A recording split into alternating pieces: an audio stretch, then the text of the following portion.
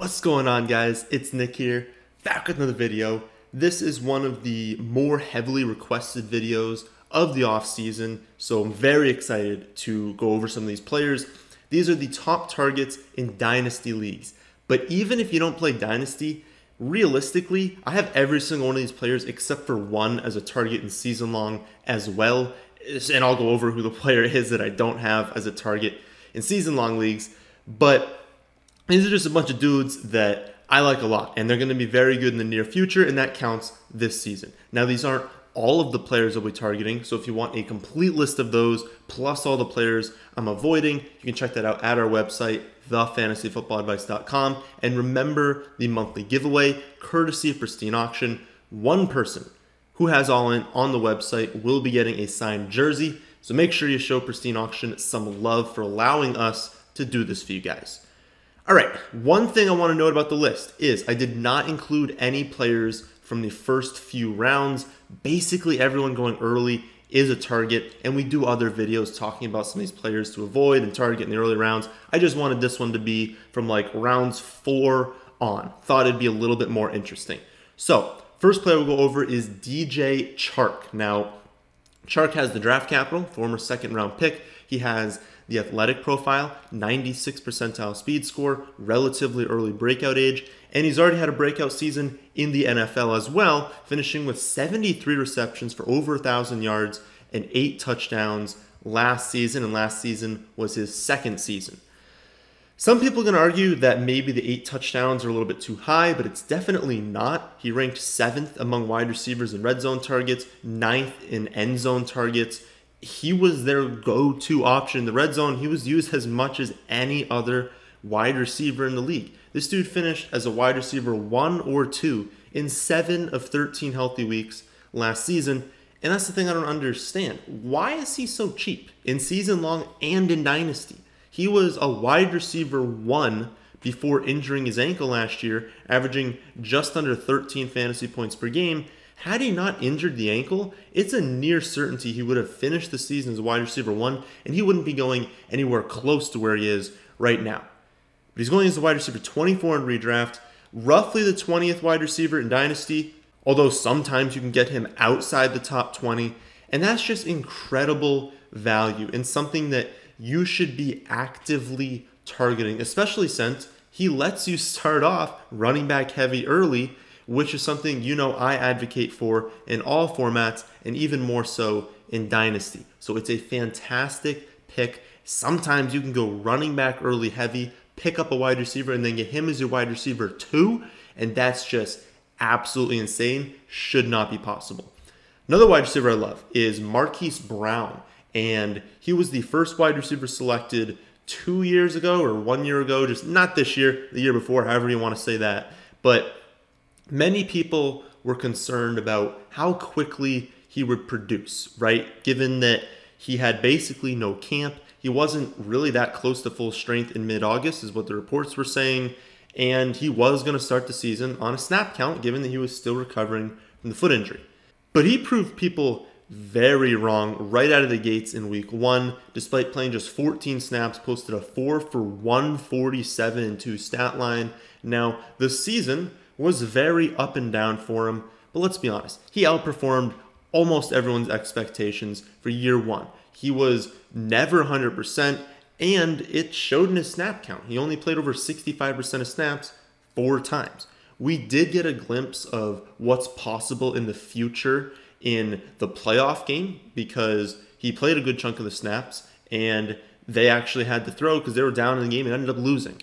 Well, Brown posted 7 receptions for 126 yards on 11 targets and 85% of the snaps as the clear go-to receiver in the offense.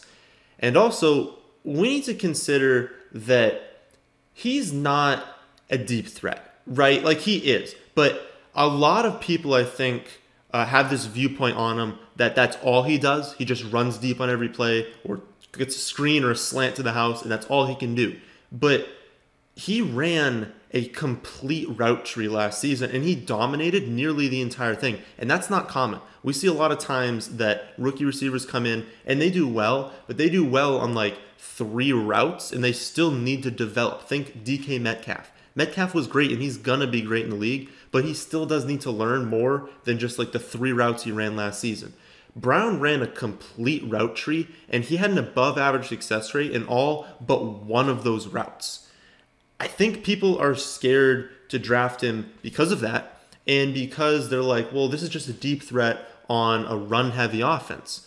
But realistically, they crushed teams last season, and he was banged up and recovering for the entire season.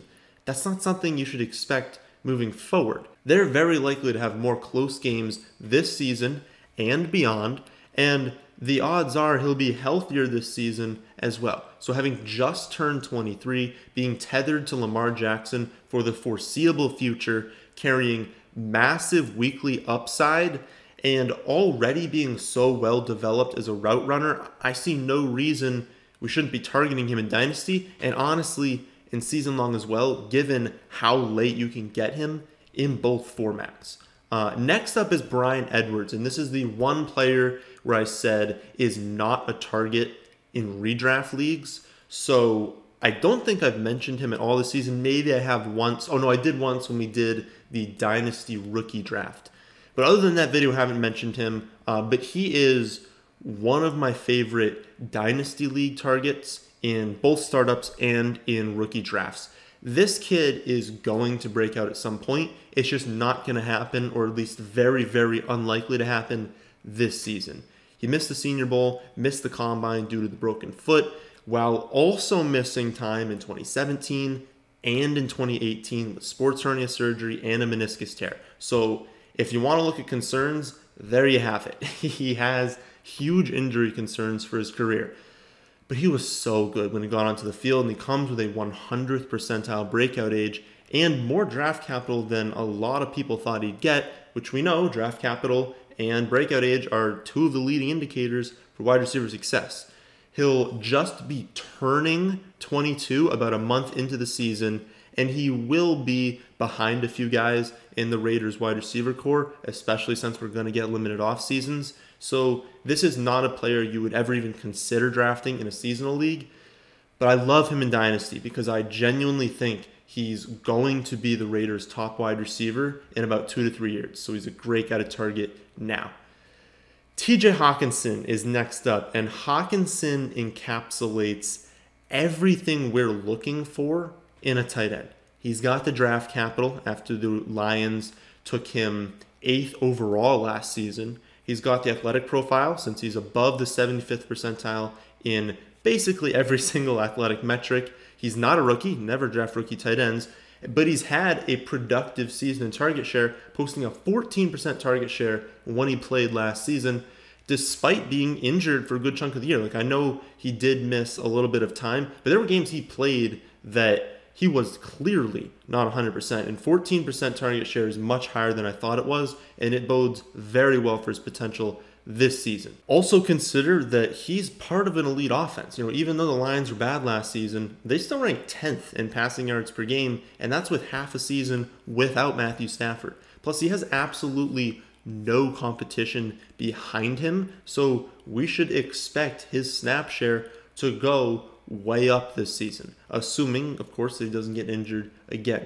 There is genuinely nothing bad you can say about Hockenson, right? Like, you're getting an insanely bright future, and at worst, you're getting the top tight end on a really good offense for the next few seasons, but he's got the profile of a player who breaks out this year and then is drafted in the top 5 of the position for the next 5 to 7 years. So that's a guy I'd be going out of my way to get in all formats, but especially in Dynasty because of that long-term upside. Next, we have Joe Burrow, and just a disclaimer, I'm way higher on Burrow than a lot of people are. I have him as one of the best picks in fantasy this season, so I'm obviously going to love him in Dynasty as well, but he just has everything going for him. Yes, AJ Green is nearing the tail end of his career, but he's still got 1 to 2 productive years left, and they drafted Higgins to eventually replace Green. And honestly, it's going to sound weird because obviously they were the worst team in the league last year, but I like what the Bengals are doing on offense. I mean, look at what they've assembled. It would be great if they had a reliable tight end. Obviously, they don't have that, and so that would be nice to have. But other than that, they have everything you're looking for in an elite offense. They've got their franchise quarterback now, although, I mean, obviously he's not going to peak for another few seasons, but they have acquired him. That's what you're trying to do.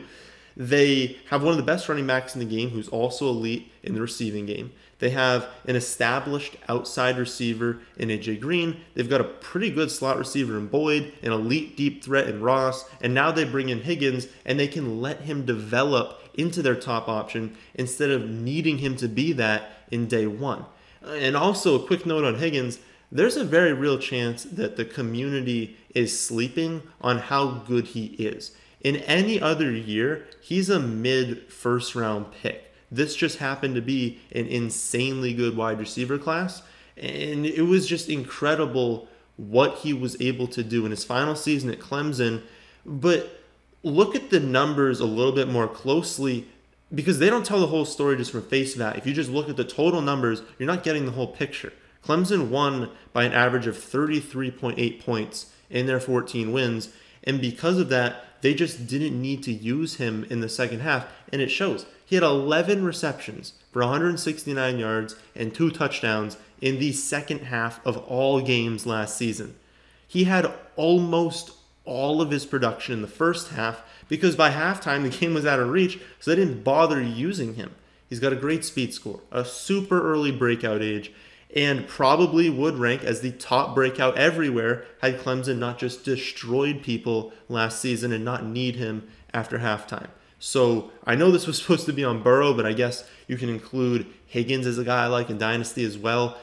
Again, like Edwards, probably not a guy you need to go out and get in seasonal leagues, but in Dynasty, he's a great pick. And the point being, Burrow is an incredibly talented quarterback, but he's surrounded by talented pieces, and they all complement each other's game really well because there's not a whole lot of overlap. You've got the outside, you've got the deep, you've got the middle of the field, you've got the running back, you've got everything you're looking for, again, besides the tight end. So if everyone in this offense can stay healthy, I love the upside of Burrow this season, and then you've got him in Dynasty for a very long time. So I'd be going out of my way to get him as well. I did want to mention a few names that I also love, but that I didn't want to go over too many times in 1 month. So Clyde Edwards-Helaire, J.K. Dobbins, Kareem Hunt, Deontay Johnson, and Zach Moss. I've been covering them a ton recently. I wanted to bring that up because, again, they are some of my favorite picks, but I wanted to talk about a few new players in this video. So that'll do it for the top Dynasty League targets. You can see my complete list at our website, thefantasyfootballadvice.com. But that's the end of this one. Hope you all did enjoy. If you did, how about hitting that like button? And how about subscribing to the channel if you're new? But thanks for watching.